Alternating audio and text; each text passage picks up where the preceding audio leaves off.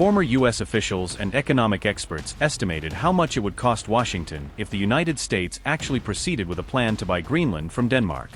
According to these estimates, Donald Trump's plans to acquire Greenland could cost around $700 billion, even though Denmark has clearly rejected any proposal to sell the territory. This staggering estimated figure is reported to exceed more than half of the U.S. Department of Defense's annual budget, highlighting how financially significant such a purchase would be.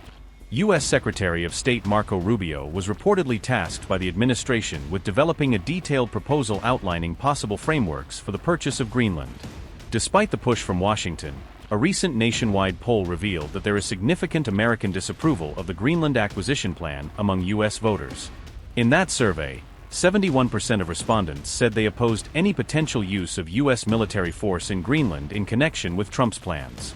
Meanwhile, 66% of those polled said they were concerned that the Greenland move could cause damage to the NATO alliance and strain relations with key European partners.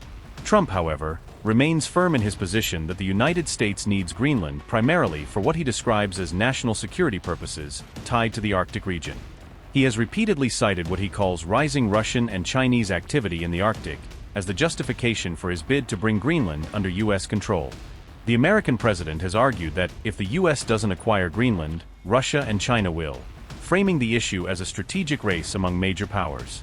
NATO allies oppose Trump's push for Greenland and have tried to defuse the situation diplomatically.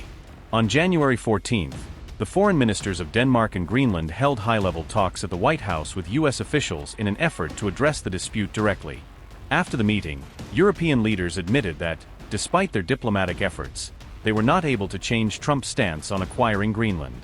As talks with Trump reached a stalemate, European troops arrived in Greenland for a two-day mission coordinated through existing defense arrangements. The troop deployment was part of the Danish-led military exercise known as Operation Arctic Endurance, focused on Arctic readiness and coordination. The drills included a symbolic objective of planting the European Union's flag on Greenland as a visible act demonstrating European presence and unity.